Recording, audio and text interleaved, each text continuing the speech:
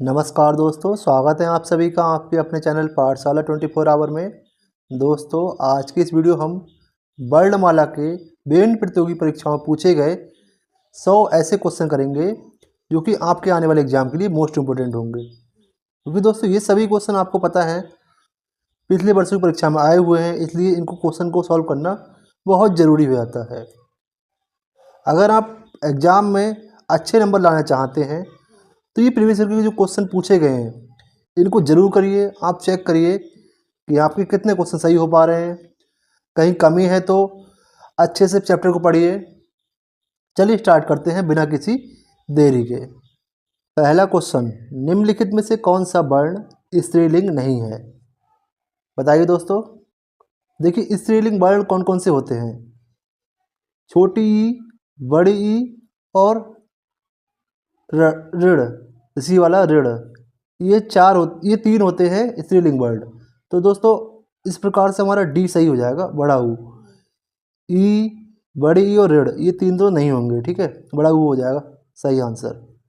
अगला question, question 2, निम्नलिखित व्यंजनों में से कौन सा व्यंजन का उच्चारण स्थल तालु से होता है? तालु से दोस्तों किसका उच्चारण होता है? पहले तो आपको ये पता होना चाहिए।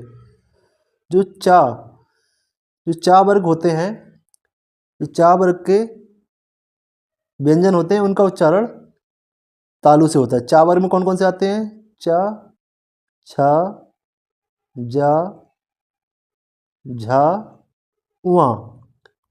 और दोस्तों छोटी ई, बड़ी ई, या और सा, ये चारों भी का उच्चारण स्थल तालु है। तो इस प्रकार दोस्तों हमारा कौन सा सही हो जाएगा आंसर? ऑप्शन सी, छा। छा का उच्चारण स्थल क्या है? तालु। अगला क्वेश्चन देखते हैं, क्वेश्चन नंबर 3, लुंठित लुंठित ध्वनि है। लुंठित ध्वनि क्या है दोस्तों? आंसर हो जाएगा ऑप्शन डी, जो रा है दोस्तों ये लुंठित ध्वनि है। रा दोस्तों अंत्यस्थ अंत्यस्थ व्यंजन के अंतर्गत आता है। अंत्यस्थ व्यंजन कौन कौन से होते हैं? अंत्यस्थ व्यंजन दोस्तों 4 होते हैं। कौन कौन से होते हैं? या, रा, ला और बा। या, रा, ला, बा, ये चारों अंत्यस्थ व्यंजन है। दोस्तों आपको पता होगा या और बा, या और बा अर्धस्वर, या और बा अर्धस्वर भी कहलाते हैं। ठीक है दोस्तों, अगला क्वेश्चन करते हैं, क्वेश्चन नंबर 4। देखिए क्वेश्चन है, ओष्ठ स्पर्श व्यंजन अल्पप्राण अघोष वर्ण कौन सा है? सबसे पहले तो आप देखिए ओष्ठ ओष्ठ वर्ग के व्यंजन कौन कौन से हैं। देखिए सबसे पहले में दिख रहा है पा, पा, फा, बा, भा और मा, ये 5 होते हैं ओष्ठ ओष्ठ वर्ण, ठीक है। अब इसमें हम दा तो बिल्कुल नहीं होगा, ओष्ठ में धा भी नहीं होगा, तो हमारे पास 2 ऑप्शन बचे, पा और फा। अब पा फा में चेक करते हैं। जो पा है वो क्या है? अल्पप्राण है, महाप्राण है? जो पा है दोस्तों ये क्या है? ये अल्पप्राण है। तो ऑप्शन हमारा ए ठीक हो जाएगा। और अघोष भी है, वाह नहीं होगा, ठीक है, वाह नहीं होगा, तो ऑप्शन ए हमारा ठीक हो जाएगा।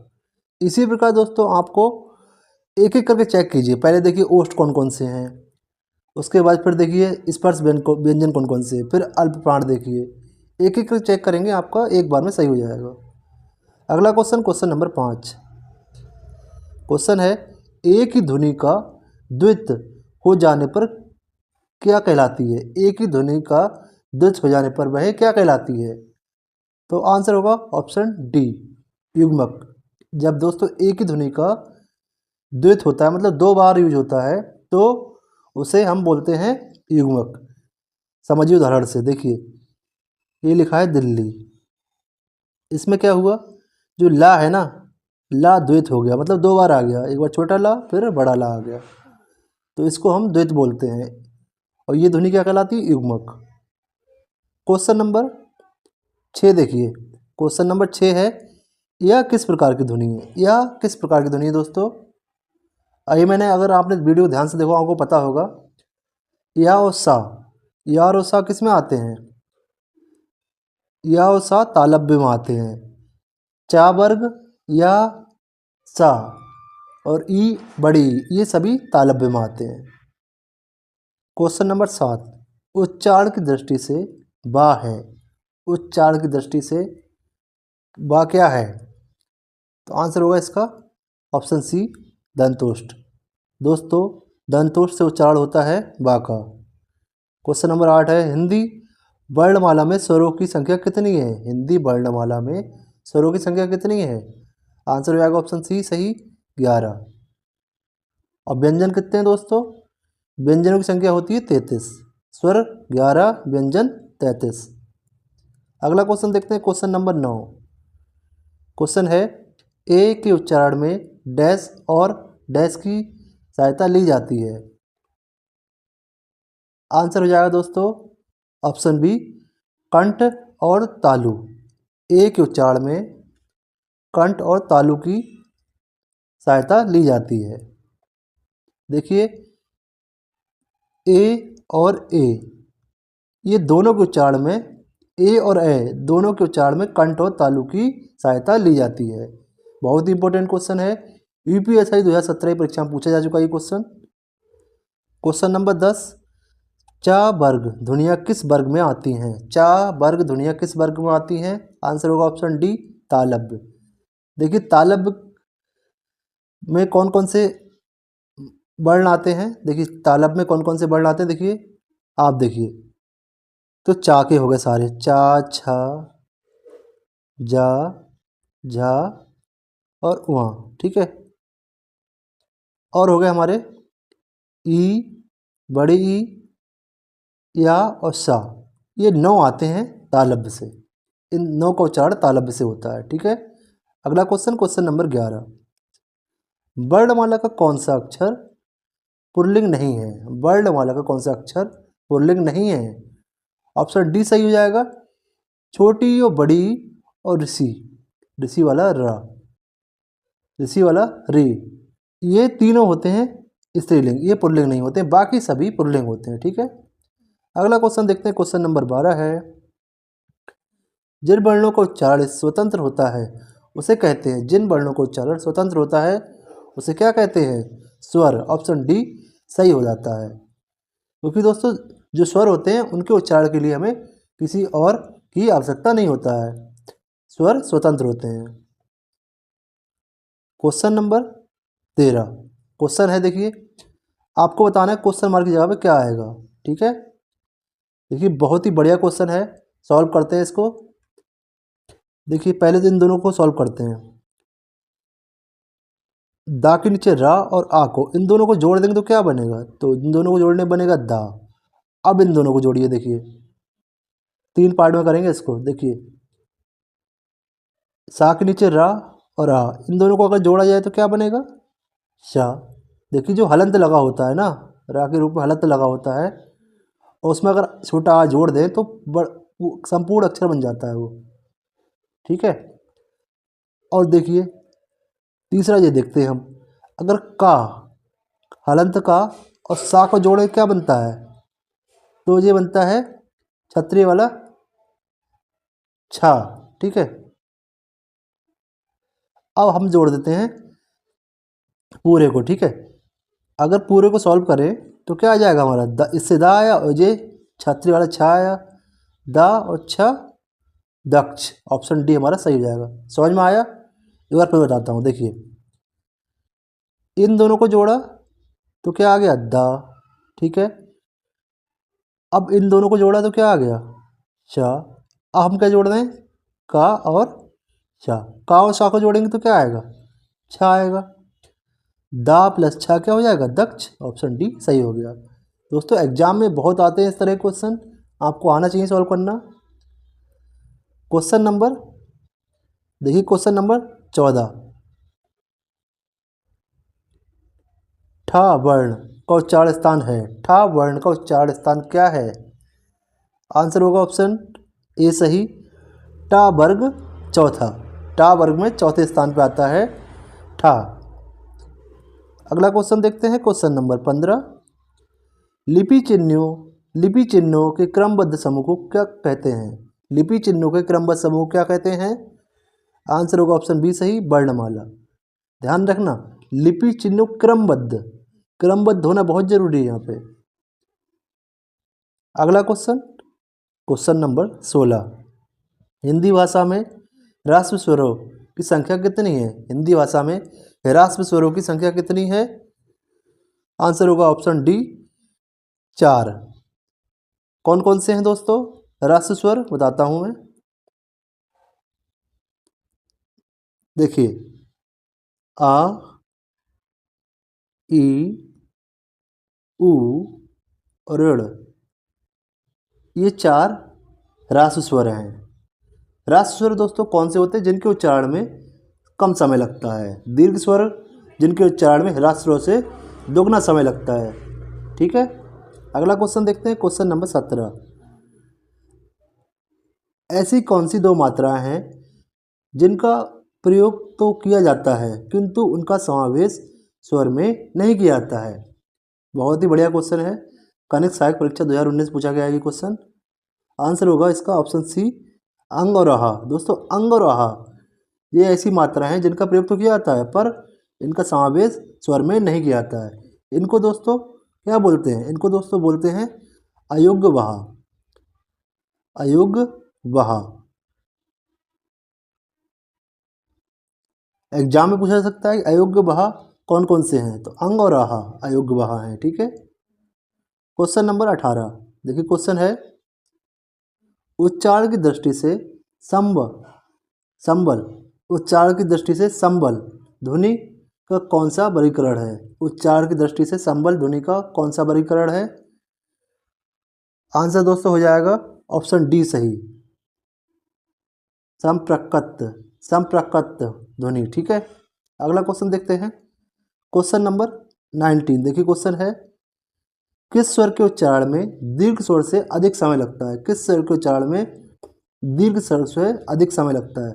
ऑप्शन होगा बी सही, लुप्त। दोस्तों, लुप्त स्वर के उच्चारण में दीर्घ स्वर से अधिक समय लगता है। लुप्त स्वर कौन से होते हैं? जैसे ओम, ओम का उच्चारण करेंगे आप, बहुत अधिक समय लगता है उच्चारण करने में, दीर्घ स्वर से अधिक समय लगता है। दीर्घ स्वर के उच्चारण में दोस्तों जो ह्रस्व स्वर होते हैं उनसे दुगना समय लगता है, और दीर्घ से भी ज़्यादा समय किसमें लगता है? लुप्त में। Question number 20। देखिए क्वेश्चन है, मंडी परिषद परीक्षा 2019 में पूछा गया क्वेश्चन है, वर्णमाला में स्पर्श व्यंजनों की संख्या कितनी है? वर्णमाला में स्पर्श व्यंजनों की संख्या कितनी है? आंसर होगा ऑप्शन सी सही, 25।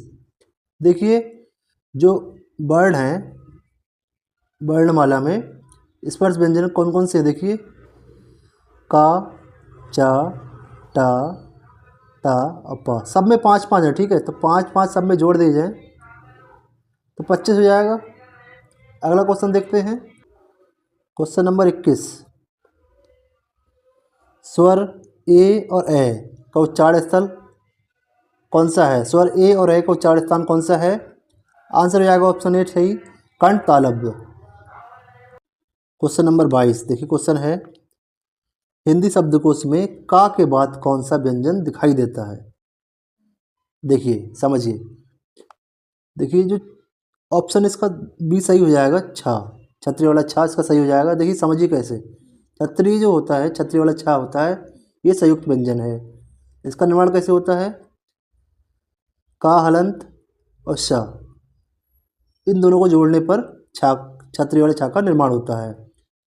तो पूछा क्या गया हमसे, किस हिंदी शब्दकोश में का के बाद कौन सा व्यंजन दिखाई देगा? तो हमारा छा सही हो जाएगा। Question number 23। भाषा की सार्थक लघुत्तम इकाई किसे माना जाता है? आंसर हो जाएगा ऑप्शन बी सही, शब्द। दोस्तों, शब्द को भाषा की सार्थक लघुत्तम इकाई माना जाता है। अगला क्वेश्चन, क्वेश्चन नंबर 24। निम्न में से दंत वर्ण कौन सा है? दंत वर्ण कौन सा है? ऑप्शन बी सही हो जाएगा, सा। देखिए, जो ता वर्ग होता है, ता वर्ग के 5 और सा और ला, ये दंत वर्ण होते हैं। अगला क्वेश्चन, क्वेश्चन नंबर 25। निम्नलिखित में से अनुनासिक वर्ण कौन सा है? अनुनासिक वर्ण कौन सा है दोस्तों? अनुनासिक वर्ण आंसर हो जाएगा ऑप्शन बी सही, माँ। अनुनासिक वर्ण होता है माँ। कौन कौन से अनुनासिक देखिए, अड़ा, व, ला, ना, मा, अंग, ये 6 होते हैं, ये 6 होते हैं अनुनासिक। अगला क्वेश्चन, क्वेश्चन नंबर 26 है, निम्नलिखित में से कौन सा वर्ण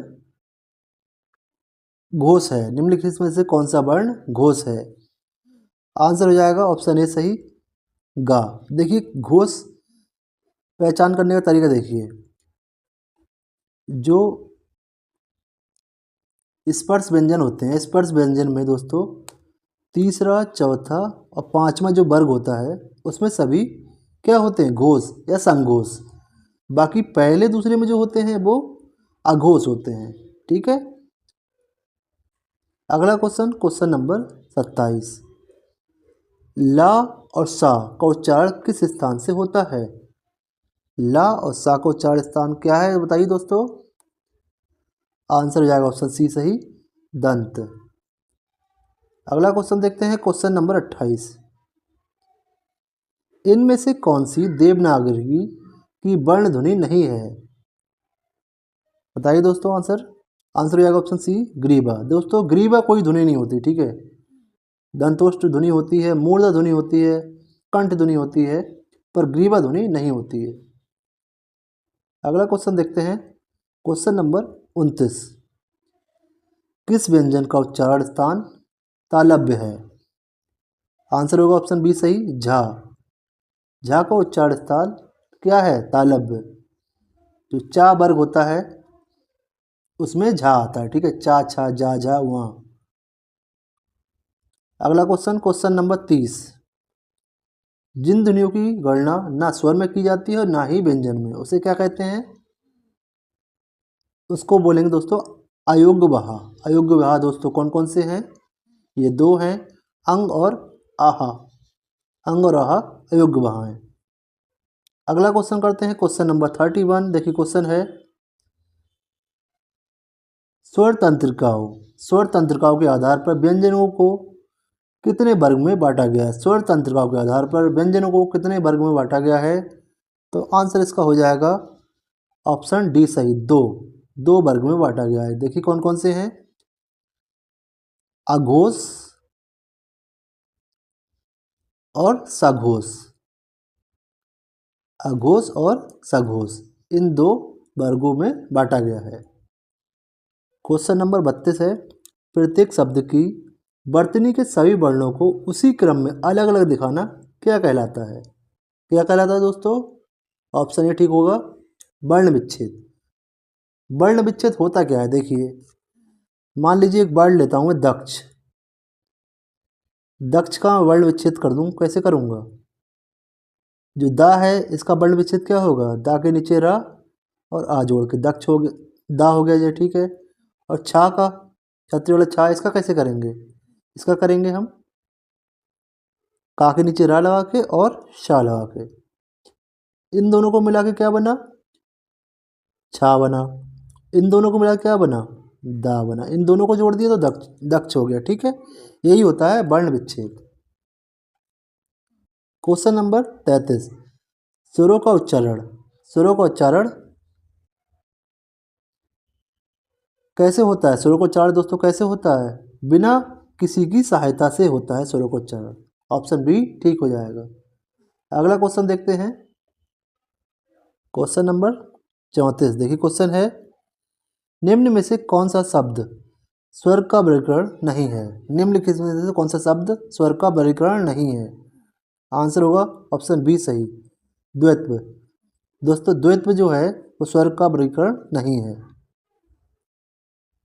क्वेश्चन नंबर 35, निम्न में से कौन सा शब्द प्रयत्न और उच्चारण के आधार पर व्यंजन का वर्गीकरण नहीं है? ऑप्शन डी सही हो जाएगा, सघोष। दोस्तों सघोष और अघोष एक किस आधार पर इनका वर्गीकरण है? सघोष और अघोष दोस्तों स्वर तंत्रिकाओं के आधार पर वर्गीकृत किए जाते हैं, प्रयत्न और उच्चारण के आधार पर नहीं है, ठीक है। अगला क्वेश्चन देखते हैं, क्वेश्चन नंबर 36, जिन स्वरों के उच्चारण में 2 मात्रा का समय लगता है या फिर ह्रास स्वर से दोगुना समय लगता है उन्हें क्या कहते हैं? उन्हें दोस्तों बोलते हैं गुरु स्वर या फिर दीर्घ स्वर। गुरु स्वर या दीर्घ स्वर दोनों सही होगा। क्वेश्चन नंबर 37, जिन व्यंजन ध्वनियों के उच्चारण के समय स्वर तंत्री में कंपन होता है उस उच्चारण स्थान के आधार पर ध्वनियों के वर्गीकरण में क्या स्थान है? ऑप्शन बी ठीक हो जाएगा, काकाल्य। काकाल्य ठीक है। अगला क्वेश्चन देखते हैं, क्वेश्चन नंबर 38, वर्णों के व्यवस्थित समूह को क्या कहा जाता है? वर्णों के व्यवस्थित समूह को क्या कहा जाता है? वर्णमाला। ऑप्शन ए ठीक हो जाएगा। क्वेश्चन नंबर 39 है, देखिए क्वेश्चन है, छा वर्ण किन दो वर्णों के मेल से बना है? बहुत इंपॉर्टेंट क्वेश्चन है दोस्तों। छा जो संयुक्त वर्ण है, ठीक है, ये किससे मिलकर बना है? देखिए का और सा, का हलंत और सा। हलंत का बहुत ध्यान रखिए आप, अगर आपने का और सा लिख दिया तो गलत हो जाएगा बिल्कुल, इसका बहुत ध्यान रखना है आपको, हलन जरूर लगाना है, ठीक है। अगला क्वेश्चन, क्वेश्चन नंबर 40 है, निम्न में से संयुक्त स्वर कौन सा है? संयुक्त स्वर कौन सा है? आंसर दोस्तों हो जाएगा सी सही, औ। औ दोस्तों संयुक्त स्वर है। संयुक्त स्वर कौन कौन से हैं दोस्तों? देखिए ए, ओ और औ, ये चारों संयुक्त स्वर हैं। अगला क्वेश्चन देखते हैं, क्वेश्चन नंबर 41, स्पर्श व्यंजन कंठ ध्वनि, अघोष और महाप्राण ध्वनि है। चलिए एक एक करके देखते हैं, चेक करते हैं। स्पर्श व्यंजन ये सभी ए बी सी डी ये सभी स्पर्श व्यंजन हैं, ठीक है। अब बात करते हैं कंठ ध्वनि। कंठ ध्वनि में कौन कौन से आते हैं? का वाले, का वर्ग वाले। तो का वर्ग में कौन कौन से होते हैं?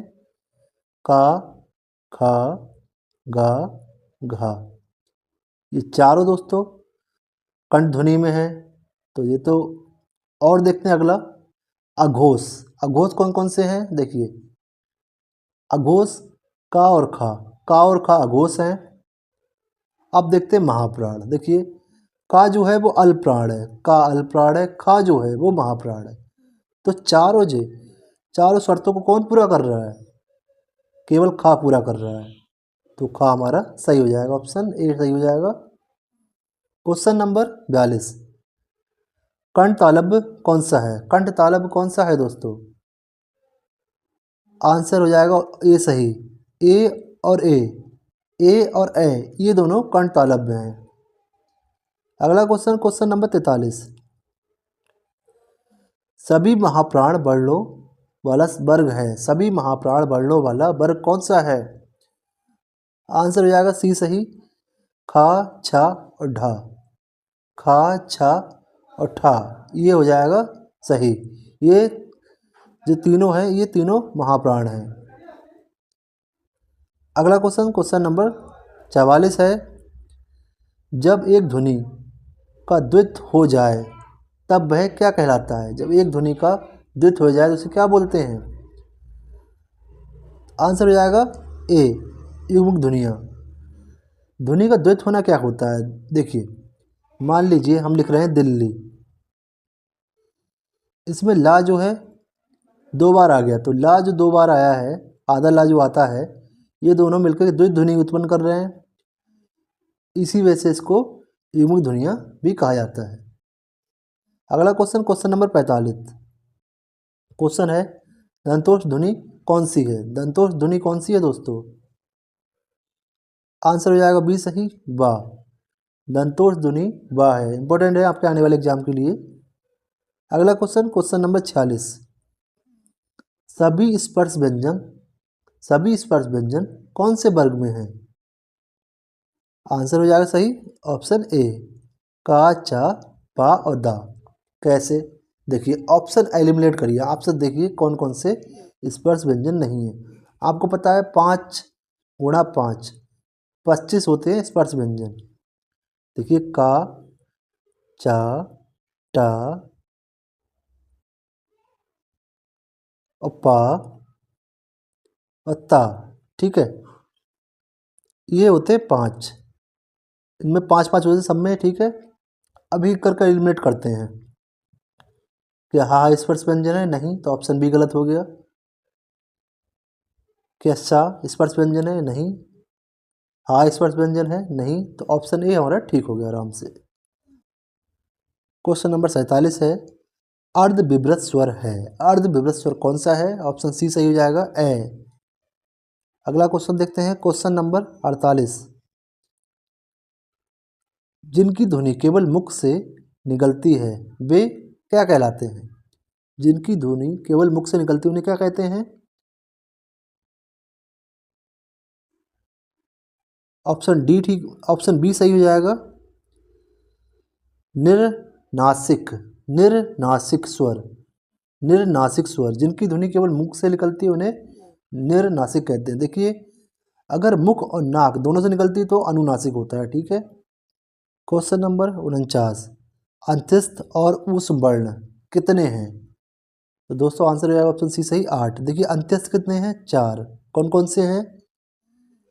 या, रा, ला और बा, ये अंत्यस्थ है 4। ऊष्म कौन कौन से हैं? देखिए ऊष्म है शा, शा, शा और हा। तीनों सा और हा को हम जोड़ दें तो ये 4 कौन से हैं? ऊष्म। ऊष्म संघर्षी वर्ण, ठीक है। तो अगर दोनों को जोड़ दें तो कितना हो गया? 8। क्वेश्चन नंबर 50, देखिए क्वेश्चन है, रा का विवरण है। रा का विवरण क्या है? आंसर हो जाएगा ए सही। तो दोस्तों इस तरह से इस वीडियो हमने वर्णमाला के 50 क्वेश्चन किए। आशा करता हूँ ये वीडियो आपको पसंद आया होगा। वीडियो दोस्तों पसंद आए तो वीडियो को लाइक कर दीजिए, चैनल को हमारा सब्सक्राइब कर लीजिए और दोस्तों के साथ वीडियो को शेयर कर दीजिए। नेक्स्ट वीडियो में और 50 क्वेश्चन लेके आएंगे आपके लिए। वीडियो देखने का आपको बहुत बहुत धन्यवाद।